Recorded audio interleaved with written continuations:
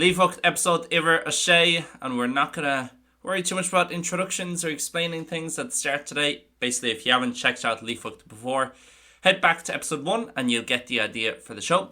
But today, the first thing we are looking at is Har Kyun, or as I would pronounce it, and as most Connacht speakers would pronounce it, Har Keen. As well as this, we've also got Har Bor, both meaning essentially brilliant, amazing, fantastic, great. Okay, so one thing we talk about quite often on this show, guys, is not wanting to say the same thing and use the same word over and over again. It's all really good, feeling confident, saying, oh, tá sé seo go maith, tá sé sin go hintach, and using normally those two, go maith, go hintach, over and over and over again. But like in English, I don't want to always just say good and great. I want to say amazing, fantastic, brilliant. We want to be able to add these into our vocabulary in Irish as well. Two very good ones, and they're easy to remember because they both have har at the start, is Har Keen. Again, I know it looks like Har Kyun. In Connacht, it's going to be more so pronounced Har Keen, and it tends to be used more in Connacht. Even a lot of standard speakers from outside of Connacht may lean towards this pronunciation, so I'm kind of giving it to you like that, but it's absolutely fine. Just say Har Kyun and then Har Bor, which there's no kind of issues with in terms of pronunciation. It's pretty standard. So feel free to use both of these. Eraus is another good one. And they all mean the same thing. Because brilliant, amazing, outstanding, fantastic, whatever you want to translate them to. Okay, kind of one step above great. So Vishay Har Keen, Vishay Har Bor. It was fantastic. Eraus, as I said as well. Another good one. Some other ideas, Dulcreja, unbelievable. Okay, if terms something is actually unbelievable, you can't believe it. Or, again, just another synonym for fantastic. Iver though, guys, is aber being used as a filler word. Okay, so I want you to think in English how you say as a filler word. Sometimes I know most of us do. Say, I'm waiting for the bus. Okay, so I just used it there. Say, I'm waiting for the bus. It's just a filler. It's kind of like short for let's say. We'll meet at, say, 8 o'clock. Something like that. We do the exact same thing in Irish, just with the word aber.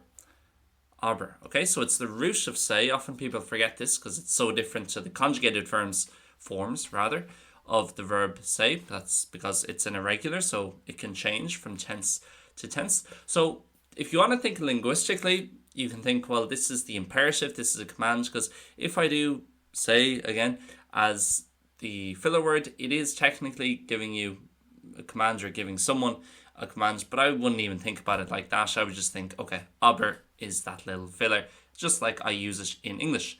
Abermish is another one as well for let's say. So both are fine. Abermish,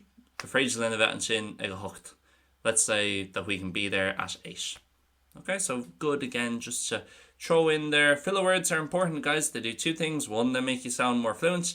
Two, they give you more thinking time. Genuinely, people laugh at that, but gives you more thinking time to think about what you want to say. I find I need to do that in English a lot of the time. Maybe it's because I'm switching between languages, but yet alone, if you're operating then in your second or third language, it's important to have those filler words, stocha, stoilum, well, just the same as in English, which give you a bit more thinking time, especially if you're trying to figure out something in terms of the grammar of the next verb. Iver 3, nirishelum. So what might this mean? We're not talking about running, but we're actually talking about I didn't realise. Okay, so I know I'm always talking about, let's say, hug my fijara, for I realised, I noticed, but this is a bit more informal, but it's quite useful. So you can almost visualise it, if, let's say, nirishelum, it didn't run with me. Basically, the thought, if it's in my head, it didn't kind of bump into where my actually brainwaves were going or where I was thinking. It didn't kind of catch up with what I realised. Or positive, rishelum. So it kind of caught up or was running alongside my brain, the actual thought there or the thing that I hadn't realised before. Okay, so hug my fijara, X, or as everyone normally you'd say hug my X fijara, or re X lum. Okay, so normally we tend to use it with the shay. So rishelum, I realised it, or I noticed it, essentially.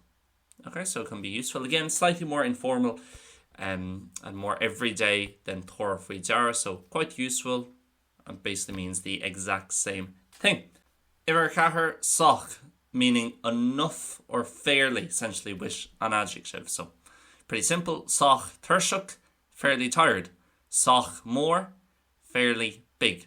Just slightly used more in Connemara, but again, guys, and I feel like I've kind of brought this problem upon myself, because one of the things I found really interesting over the last 6 months as I do more research on these things and prep these videos for you is the whole topic of dialects, and I bring them up a lot more now in videos and podcasts than I used to, about, this word is more so from this dialect, you'll hear this more here, the alternative in Ulster is this, or whatever it might be. And I had a comment on my YouTube video the other day saying, oh, that's really useful, but I'm just a bit worried because that word you use there, it's great, but you said it's Connemara specific word. But if you're learning this, that doesn't matter. You could have a Munster pronunciation along with a Connacht word, along with an Ulster kind of grammar way of doing something, all in the one sentence. Honestly, it would not sound weird or jarring at all when you are a learner. Because maybe if you're living in one of the specific dialects, maybe slightly, but even then, they're all able to understand it perfectly. It's not like other languages where in Spanish here in Spain, it would be a bit weird if you use a lot of different words and slang and grammar structure from South America. But in Irish, it's not. So please feel free to use mix and match things. If you can't remember, if you're trying to focus more on Munster and you can't remember the specific Munster word for whatever it might be, feel free to use the Connacht word, the standard word, whatever it is. Don't be, I know I'm mentioning it so much, so it is something I'm going to tone back, I think. I just think it's interesting. So that's why I like giving the insight to people. But please don't be overthinking it or over worrying about the dialects. Just use whatever comes naturally. Trust me, it does not sound odd at all. Loads of Irish people who've learned it as a second language have a mix because they maybe listen to this podcast, which is mainly Ulster Irish, listen to a lot of standard speakers who, again, standard Irish is essentially a mix of the three dialects historically. So don't be worrying too much about that.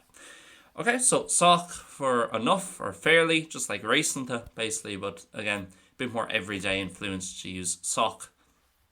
Igor, just an alternative, guys, for lahai, so meaning for. Again, use a bit more in Munster, but I don't want to be constantly pressing that. So Igor for Bamchanshin, Igor Lahar Threi will be there for 6:30. Iver Shay, Vishay Geshtal, Vishay Gestalgam, however you want to pronounce it. Basically, I had it planned.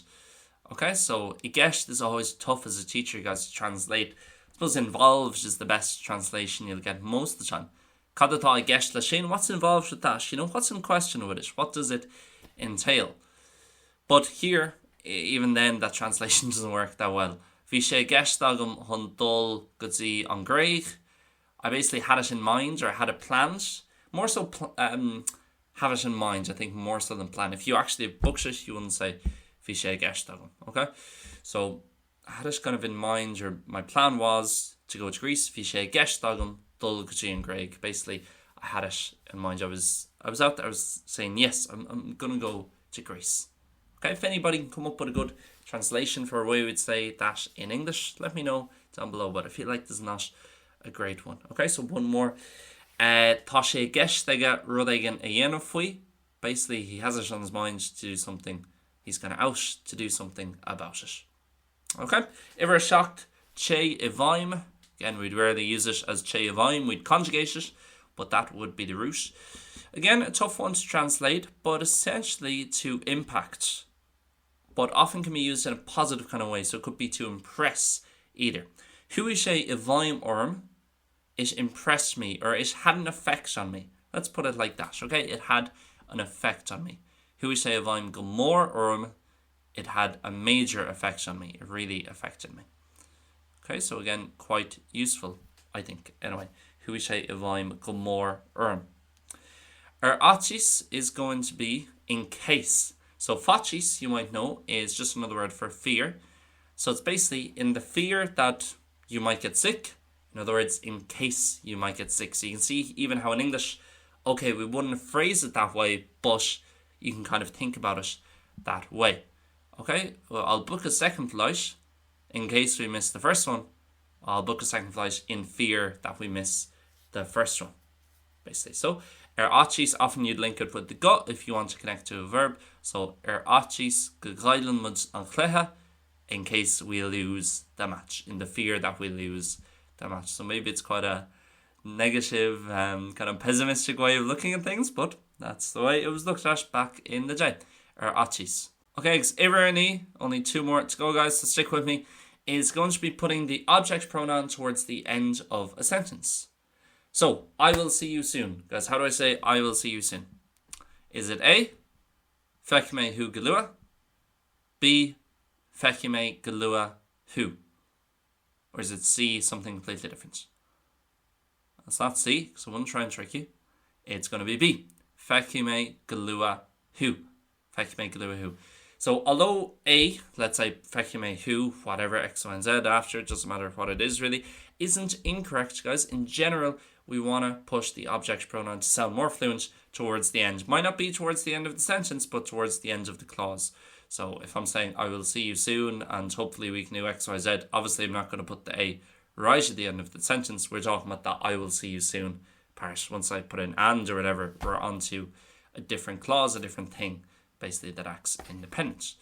Okay, so you get this with the survey here a lot, the passive, because you're always using the object pronouns for those.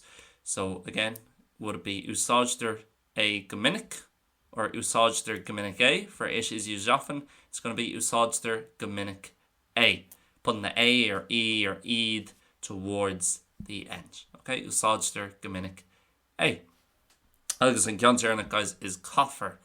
Coffer. Okay, so what might this mean? Example would be coffer a dhéanamh inis. Coffer a dhéanamh inis, for it will have to be done now. So essentially what this is, guys, is you probably know chahime is going to be I have to. Okay, I have to, I must do something. So if we're trying to put that in sirva here, in other words, it has to be done. We don't know who's going to do it. We don't know who has to do something, but it has to be done. We just say coffer. Okay, so coffer a dhéanamh inis, it has to be done now.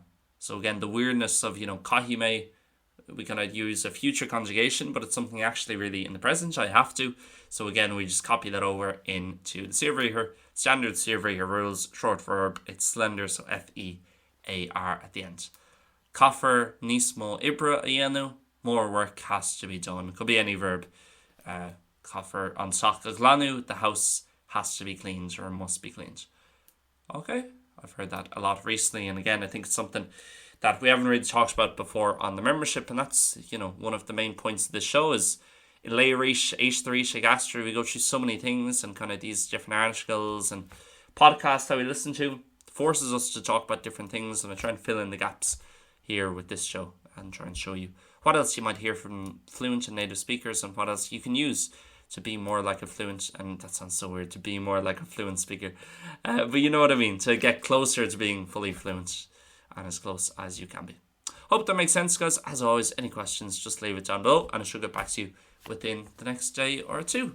Big thank you to any new members who are with us. I've seen a lot of people come in over the first few weeks of October, so hope you're enjoying the content, and any questions at all, just get in comments down below on any of the videos. Could be a video from a year ago. I get the same notification as if you comment on this 2 minutes after it goes out, so either or are fine. And I think when you start messing up your words, it's a good time to wrap it up. So, Gurmi the Magav, guys, by Mjarash, Lenny Smo, Líofacht, episode ever shocked. Again, Kupla Shockton. I think we'll do 10 episodes of this, but we're winding down the series because, again, a bit like Button ago a few months ago, it's going to be tough to find more, and we'll bring something else in, always trying to keep it fresh here on the membership page. Gurmi the Magav, Slán, Agus, Bannacht.